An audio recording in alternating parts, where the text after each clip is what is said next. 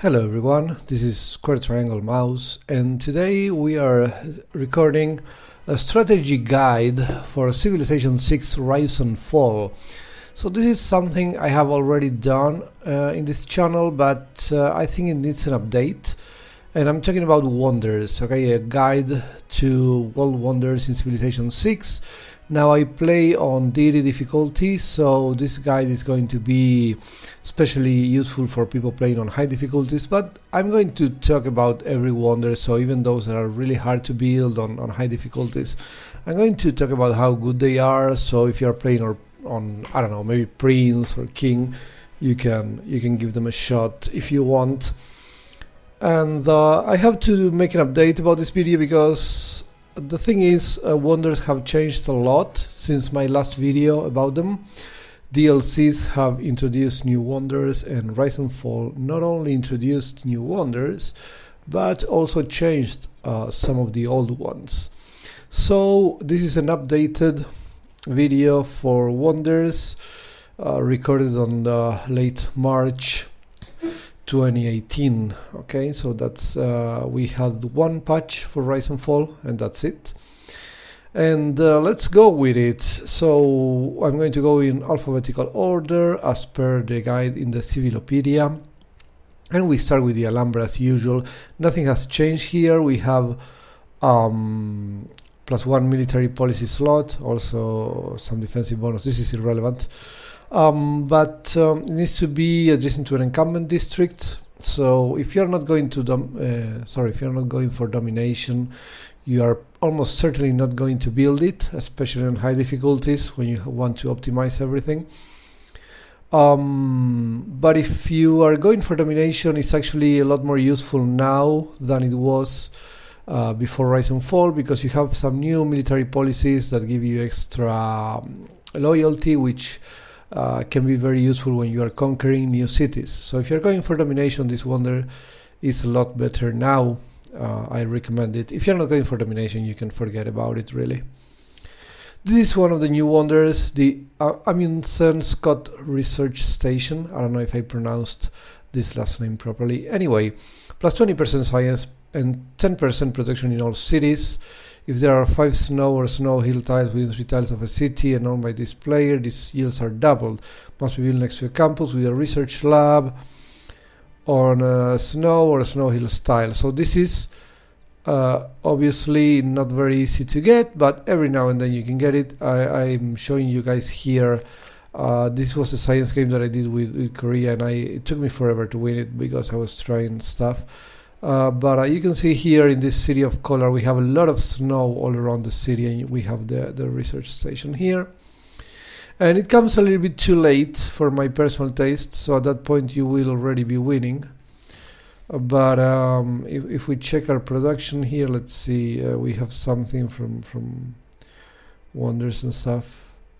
No, let me check it out. I don't know if this is working properly. That's the thing. Yeah, it doesn't appear individually. You have to check it from modifiers and stuff. But anyway, it's always nice to have extra production and extra science if you're going for a scientific victory. So obviously, if you have a chance of getting a city with a lot of snow, with those extra snow tiles that the description is talking about, then it can be a really nice wonder. Let's see how many snow tiles we're talking about. 3 tiles of a city, and owned by this player.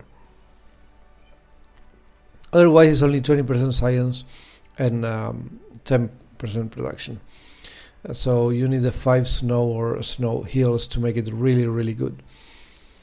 Anyway, yeah, it comes a little bit late. You need Cold War, a civic, which comes very late in the game, so you'll probably already be winning anyway. But it's a nice wonder to speed up your scientific victory if you can get it in a nice city with a lot of ice. Angkor Wat, I don't think anything has changed here. +1 population in all current cities, +1 housing in all cities.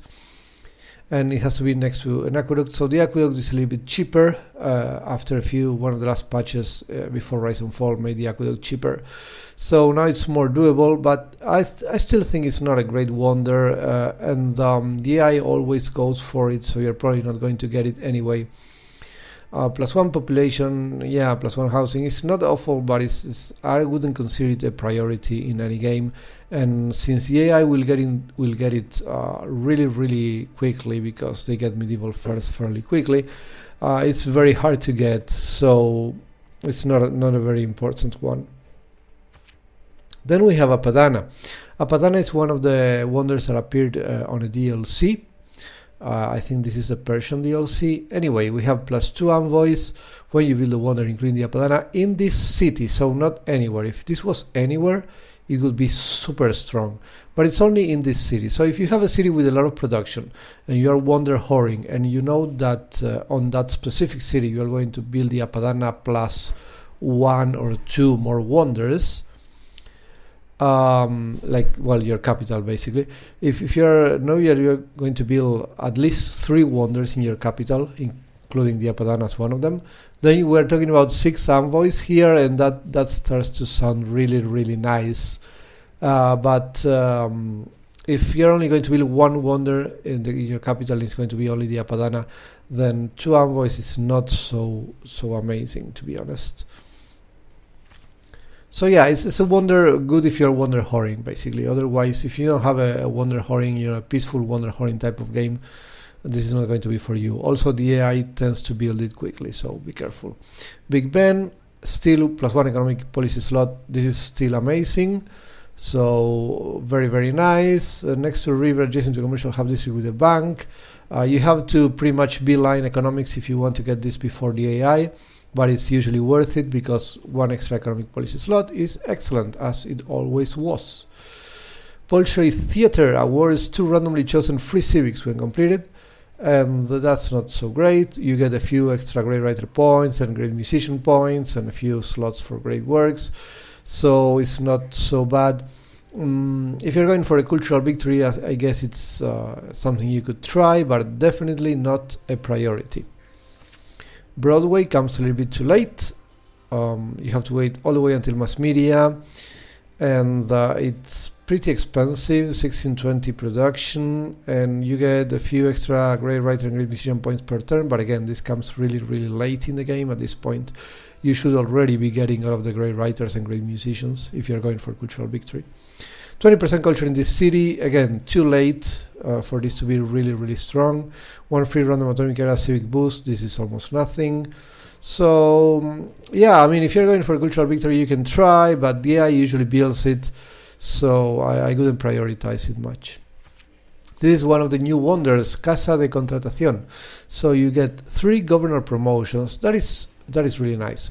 All your cities on your non-home continent with the governor gain +15% production, +15% faith, +15% gold. Must be built adjacent to a government plaza. So you're always going to be building the government plaza in a more or less nice city.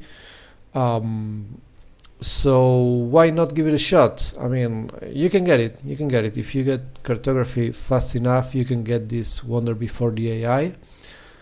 And 3 governor promotions are already pretty good, and if you're playing a continents or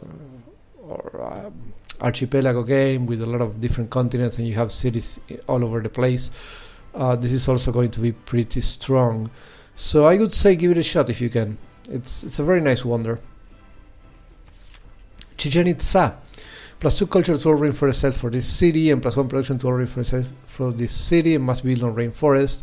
Again, this is still as good as it was before Rise and Fall. Problem is, the AI will probably get it before you do. Now, you might get lucky, and you might get a lot of rainforest in your land, and maybe the AI doesn't have a lot of rainforest in their land, so maybe you can build it. If that's the case, give it a shot. It's really nice. But the thing is, beelining guilds is something that you are probably not going to be doing. So it's really hard that you can get it. If you can get it on a city with a lot of jungle, okay, awesome. But it's very unlikely that you can, especially on Diddy. Colosseum, still one of the best wonders in the game, and the AI is still not doing it. That's the great news, even after the Rise and Fall expansion. Sorry. The AI is still not building the Colosseum. And this is awesome. It provides 2 of the following: culture, loyalty per turn, and amenities to each city center within 6 tiles. So loyalty per turn is also good, but you're going to probably have this in your main circle of cities, so probably close to your capital, so the loyalty is not going to be so super strong. But extra amenities obviously is really, really good if you can make it affect at least 5 cities, and the extra culture is also nice. You need to build 1 entertainment complex. I usually plan my first entertainment complex so it can be next to the place where I want to put the Colosseum, because the Colosseum comes very early and you want to have it as quickly as possible. Now you need to have an arena as well, so keep that in mind. It's a little bit more expensive because you have to build the arena before actually building the Colosseum, but that's about it. Still an awesome wonder, one of the best ones in the whole game. Colossus, +1 trade route capacity, that is always good as usual, and gives you a trader unit. The only problem with the Colossus is that the AI will almost certainly build it before you do.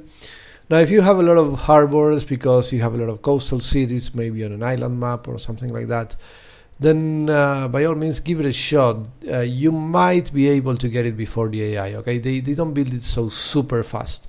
I mean, if you're playing an island map, maybe you beeline shipbuilding, and in that case you might want to give it a shot, okay? It's not impossible to get it on DD, it's just difficult. If you can get it, then by all means do it. +1 trade route capacity is always a nice thing to have. Cristo Redentor, same situation as before the Rise and Fall expansion, okay? You have okay, yeah, more tourism from relics. That's not the main thing. The main thing is double tourism for seaside resorts. So if you're going for cultural victory, you want to have a lot of seaside resorts and Cristo Redentor in order to get the most out of this. To get more seaside resorts, you need more appeal, so this combines very well with Eiffel Tower, that gives you more appeal to your cities. With Eiffel Tower you can get more seaside resorts.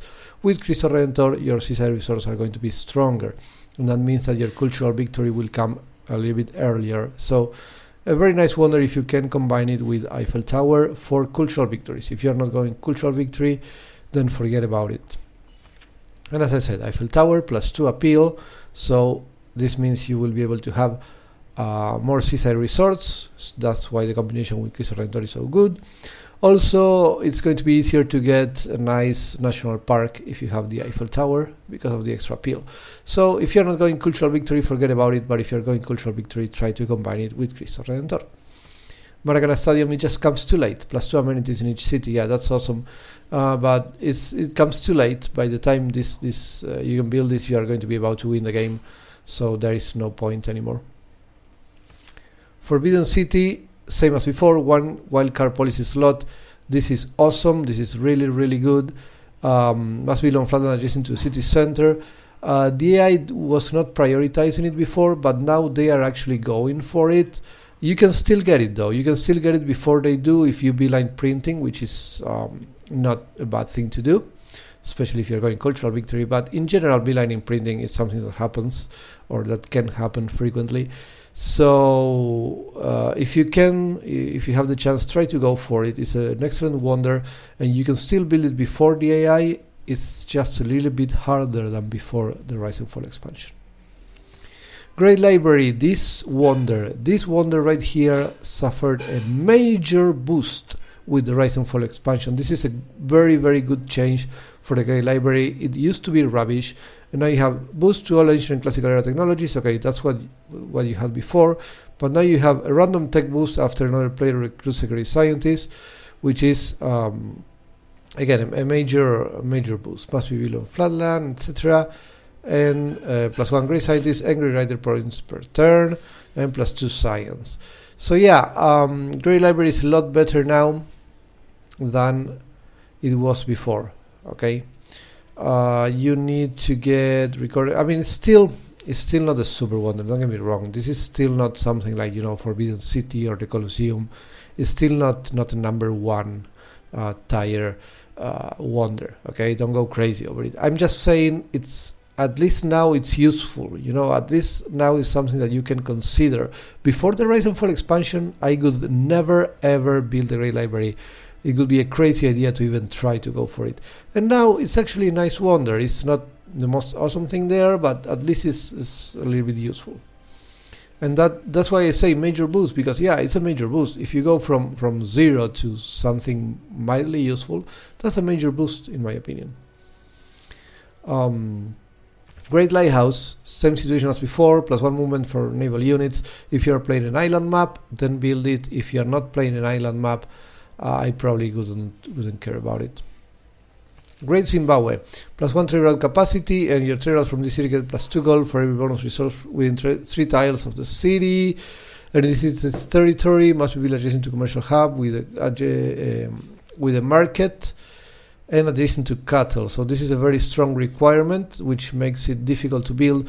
That being said, the AI is now building it sometimes. It takes a while, but eventually they do build Great Zimbabwe, which they were not doing before. The AI was never building Great Zimbabwe before, and now they are building it. So if you want it, if you see cattle next to a place where you can place a good commercial hub, then you want to rush it a little bit, because otherwise you might lose it now. It's not as easy as before. Keep that in mind. This has changed with Rise and Fall. Hagia Sophia. Missionaries and apostles can spread religion one extra time. So this is an awesome wonder if you're going for religious victories. The problem is this comes a little bit early. You need education, and if you're going for religious victory, you're not going to be belining education, which means the AI is almost always going to build it before you do. Now, if you're going for religious victory and someone that is close to you builds Hagia Sophia, then you should consider attacking them and conquering Hagia Sophia. Especially if you're playing on deity, because this is a major advantage if you're going for religious victory. So difficult to build, but a very nice wonder to conquer if you have the chance. Hanging Gardens, increased growth for 15%. You're probably not going to get this on deity, and it's not so great anyway, so why bother? This comes very, very early in the game, and you have other things to worry about at that point. Hermitage. Must be built along a river. What is this? Oh yeah, more great artists, points per turn, and great works of art. This is okay. I think this has been bugged. I think there was something else here. I do remember the Hermitage being very disappointing, but I mean, if it only has 3 great artist points per turn, and that's all it has, it's even worse than I remembered. Yeah, this is rubbish. I think there was something else, but even with the something else here, it still was very disappointing. So I never built the Hermitage, to be honest with you. Teocalli can be really nice if you have a nice lake, +1 amenity from the for each lake tile within 1 tile of Teocalli. The problem is you're probably not going to be belining military tactics. It's not a kind of a technology that is really on the way to anything very, very good, or anything that you need very, very early in the game. So because you're not going to be belining it, it's very unlikely that you can build it before the AI. Now, if you see that you have a very nice lake very close to your main cities or whatever, maybe you want to give it a shot, you know, beline military tactics, try to build it, I don't know. It's, if you have the time, it's a really nice wonder. It can give you a lot of amenities, and a lot of food and production if the lake is big enough. The problem is, yeah, as I said, you're probably not going to be on time to build it. Jebel Barkal, this came on a DLC, I think it was the Nubia DLC. Gives you 2 iron, provides +4 faith to all cities that are within 6 tiles. So obviously if you're going for religious victory, this is a lot better than if you're not going for religious victory. 2 iron is still nice. You might not have iron in your land, and I don't know, imagine if you're going for, let's say, domination victory and you want to build knights, you need iron. So this is still a nice thing to go for even if you're not going for the religious part of it.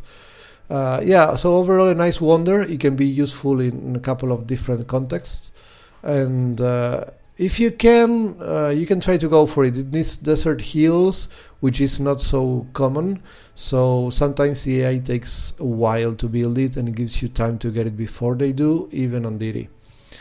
So yeah, I would go for it probably on religious victories, or in a situation in which I don't have iron and I want to build a lot of units.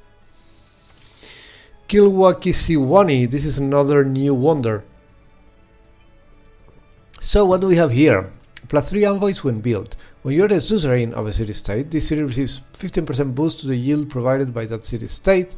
If you're the suzerain to 2 or more city-states of that type, an additional +15% boost is given to all your cities. So the yield provided by that city-state, so let's say is faith, and you're going for a religious victory, so you get 15% extra faith, or maybe 30% if you are suzerain to 2 religious city-states, which is something that you probably want to be doing if you go for a religious victory. So yeah, this can be interesting in the right circumstances. So it is very situational, but in the right circumstances it can be really nice. That being said, it's not easy to build, so if you want to go for it, I mean, machinery, you are probably going to be lining machinery. It's a very good technology to beeline, but if you're going for this wonder, the moment you get machinery, you should try to build it, because the AI will not ignore Kilwakisiwani, and there is a lot of available land, so it's not difficult for the AI to get it before you do. Kotoku Inn, another new wonder, +20% faith in the city and grants 4 warrior monks. The warrior monks came with Indonesian DLC, if I remember correctly. Must be village adjacent to a holy district with a temple, and warrior monks can only be received if player have found religion, blah blah blah, or if there is a majority religion for this player or city. So this can only be done if you founded a religion. On Diddy, you are probably only going to found a religion when you go for religious victories. So basically this is a wonder for religious victories. For warrior monks, okay, fine, they're not an awesome unit, so I was not very impressed with the warrior monks, to be honest with you, but it's still 4 free units, you know, and 20% faith. If you're going for religious victory and this is a city that is producing a nice amount of faith, then this number can be useful for you. It's not an amazing wonder, it's not one of the best ones out there, but it's not too bad if you're going for religious victory. Also, because if you're going for religious victory, you are probably going to be line divine right, so you might have a chance to get this before the AI. If you're not going for religious victory, the AI will get divine right before you do, and so your chances of getting this wonder on high difficulties are very, very low. Mahabodhi Temple, grant 2 apostles, and that's about it. You must have founded a religion. Yeah, so it gives you 2 free apostles. This is not great. Also +4 faith per turn. Okay, yeah, it's not a big deal. I probably couldn't build it. It feels like too much production for just 2 apostles.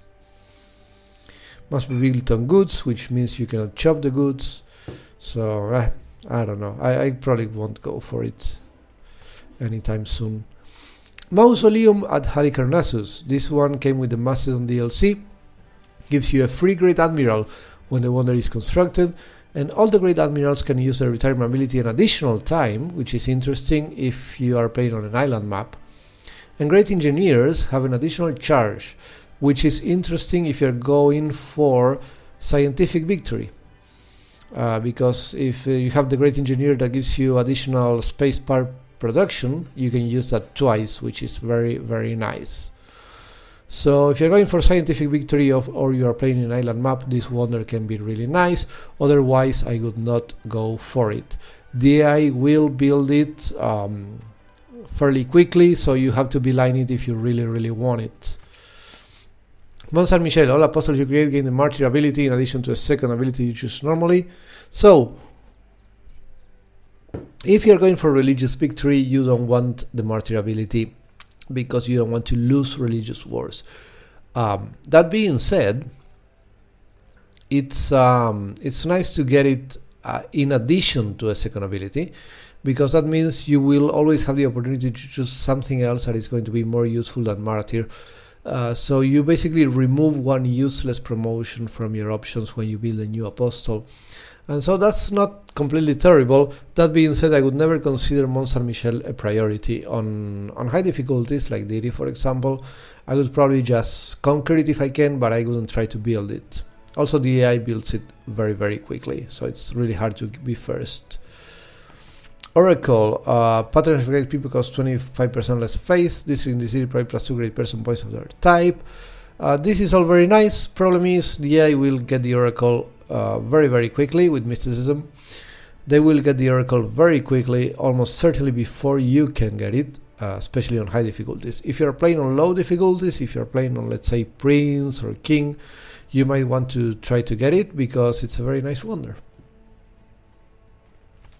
Oxford University, 20% science. So basically this is a wonder for scientific victories. It can also be decent if you're going for domination. Problem is it comes a little bit late. It requires scientific theory, plus it costs quite a lot, so it takes a while to build. But the 20% science is not too bad, and 2 randomly chosen free technologies is not too bad either. In general, this is something that if you're going for scientific victory, you may want to build it to get the victory a little bit faster with this extra science and these extra 2 technologies. But apart from that, it's not a huge priority. Petra, the usual stuff, extra food, extra gold and production on all desert tiles for this city, which are non-floodplains. Must be built on desert or floodplains without hills. So if you have a city with a lot of desert hills, Petra can be really, really awesome. The problem is the AI will almost certainly get it before you do. They will get mathematics quickly, and if they have enough desert, which they almost always do, they will build it. And it's a shame because when you conquer it, it's going to be built on a terrible city that only has like 2 desert tiles, and it's going to be a waste. And that's a shame. You can usually not make the most out of Petra on high difficulties because of that, because of the poor planning by the AI. If you're playing on lower difficulties, by all means try to get it on a city that has a lot of desert hills. Desert hills with plus 2 food become really strong tiles. Potala Palace plus 1 diplomatic policy slot. This is nice. It's going to be hard to get it because the AI will not ignore astronomy and they will have plenty of room to build it. So it's going to be really hard to get it before the AI. But if you have a chance, by all means, go and get it. It's a really nice wonder. Everything that gives you an extra policy slot is good, always. Pyramids grants a fee builder, and all builders can build 1 extra improvement. This is very nice. Getting 1 extra improvement per builder is really, really nice. In high difficulties, usually the AI gets it before you do because masonry comes really fast.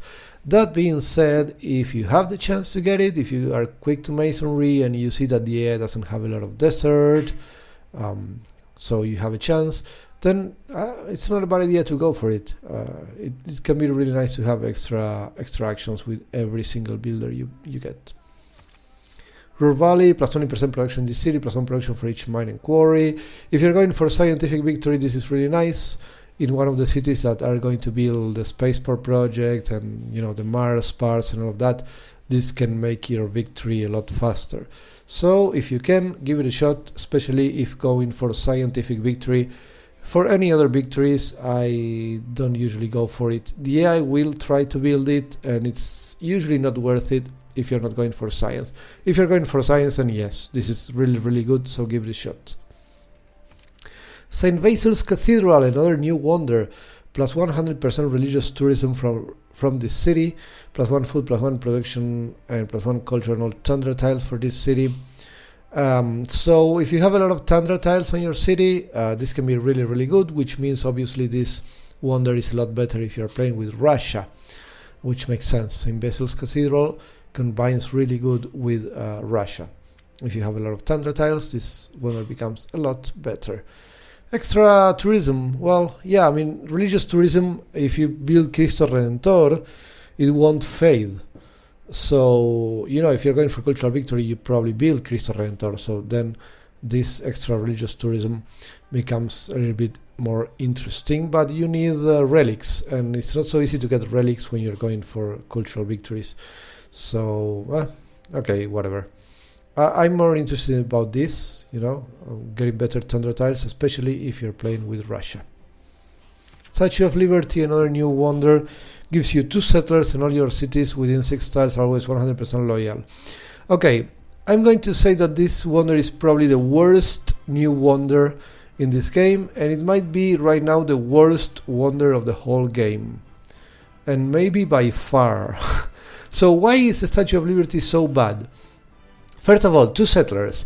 This comes after civil engineering. If you are still building settlers after civil engineering, you've done something really, really bad, okay? You should not be expanding with settlers after civil engineering. If you expand after this, you're probably conquering, not building settlers. So 2 settlers after civil engineering is useless, and I don't know why did they even put this here. It's just ridiculous. 2 builders at this point might still be useful, but 2 settlers is just absurd. And then, cities within 6 tiles are 100% loyal. What's the problem with that? The problem with that is if you're conquering cities, on the conquered cities, you don't have time to build wonders before they rebel.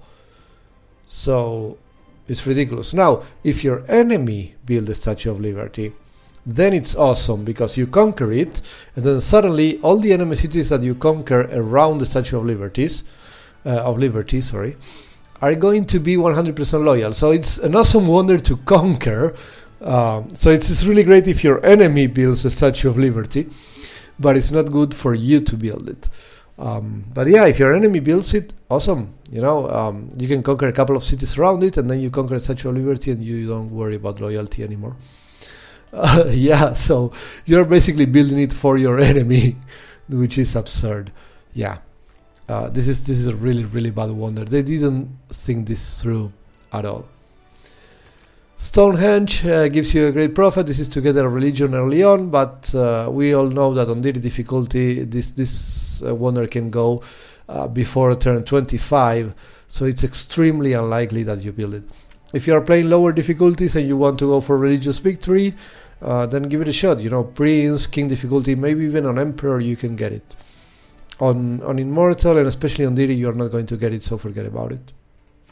Sydney Opera House comes too late. Comes with cultural heritage plus 1850 production, so that's a lot of turns.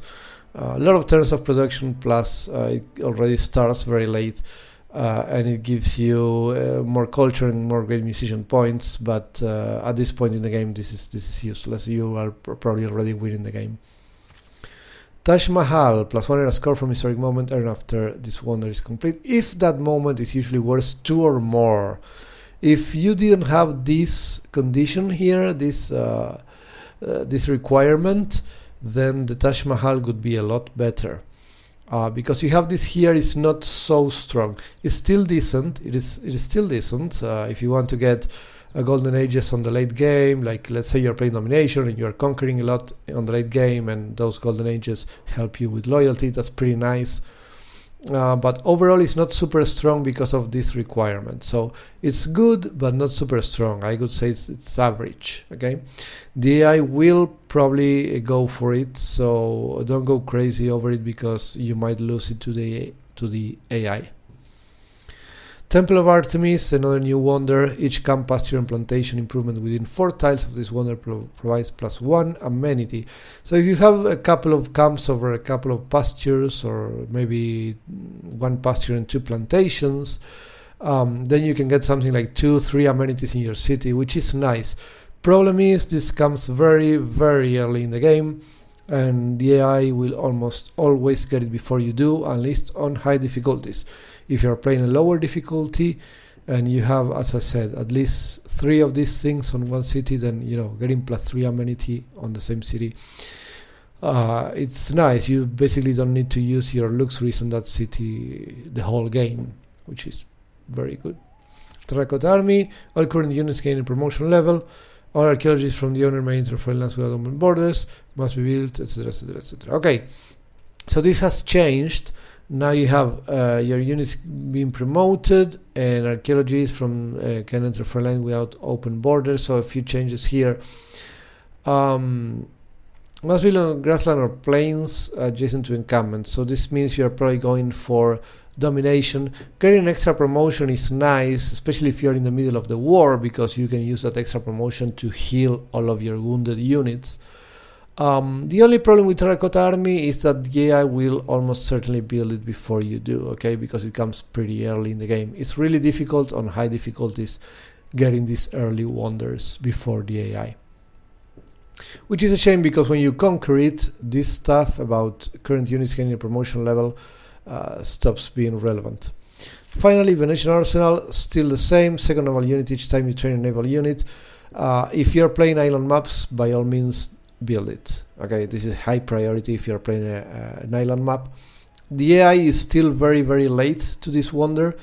They might build it, it's not completely impossible, but they are very late. So you should have a good chance to build it even on DD, and I think on island maps you should definitely build it. Even on continents it can be nice, depending on how much ocean you have. So yeah, why not? The AI takes forever, so give it a shot. And that's it, guys. That's my wonder guide here. If you want another guide for Civilization 6 with the Rise and Fall expansion, then say it in the comments. And finally, I want to leave you with something unusual that I've seen here. So I have crabs here and I have whales here. And I had never checked the graphics, but it looks like the crabs are pretty much as big as the whales, as you can see from this crab to that whale. So those are some very freaking big crabs that you have on Civilization 6, which is interesting. It's a golf course, by the way. I'm playing with Scotland here.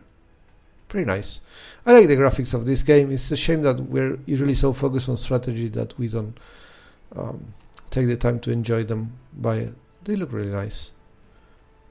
Yeah, this is the new wonder, by the way, that research lab thing here. Pretty cool. I like it. Well, that's all for this video, guys. I hope you enjoyed it, and I'll see you in the next video. Please say in the comments which kind of strategy guide you want to see. See you later.